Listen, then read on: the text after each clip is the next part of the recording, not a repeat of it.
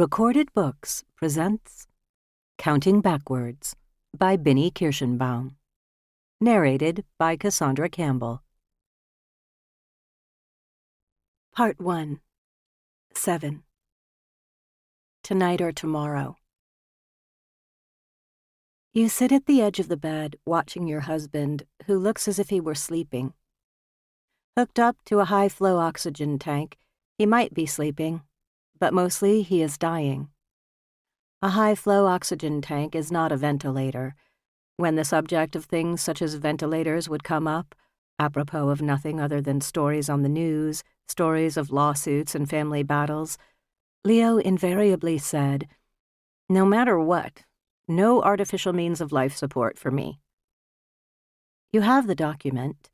Do not resuscitate and no artificial means of life support. You, on the other hand, said, "I want to be freeze-dried, or maybe one of those long-term induced comas." The oxygen will not prolong his life, but it eases the pain of breathing. The pain of breathing. The oxygen eases the pain. For him, the oxygen eases the pain.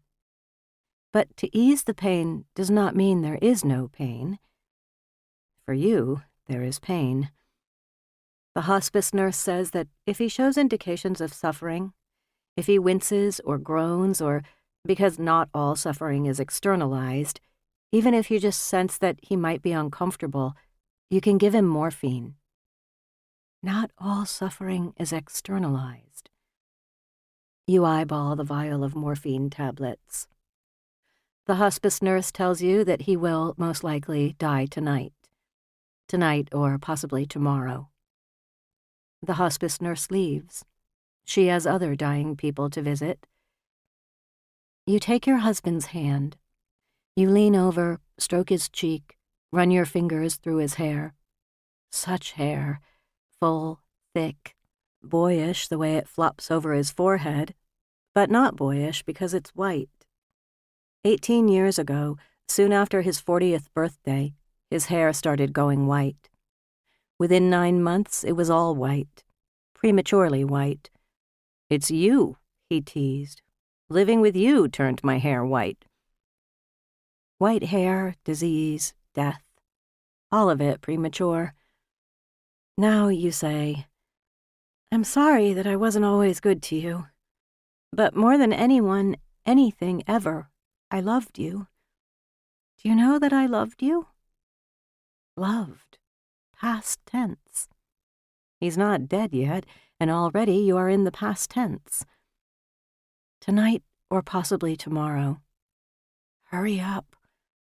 Not all suffering is externalized. Please hurry up.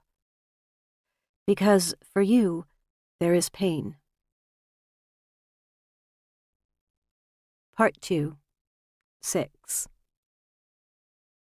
Do you see what I see? Leo is at the living room window, the curtain pulled to one side, and he's peering out, like the nosy neighbor trolling for dogs peeing on flower beds or clandestine affairs, or the Snoop's jackpot, some perv peeking into a woman's bedroom. Except Leo is the opposite of a Snoop. Insofar as the private lives of other people are concerned, he's pretty much a so-what kind of guy. But as of late, every night he's posted himself there at the window. "Come here for a second," he says. Across the street, cars are parked bumper to bumper, and a sleek bicycle is chained to the street lamp on the sidewalk in front of the red brick townhouse that's been there since 1902. Come late April or early May, tulips and daffodils will sprout and bloom from the patches of dirt that ring the trees. But it's neither late April nor early May, it's mid-February. When summer rolls around, the full view of the townhouse will be eclipsed by the foliage of the silver maples. What? Who is it now? To keep listening to this audiobook, I've left you a link in the description so you can do it, at no cost thanks to Audible's 30-day free trial.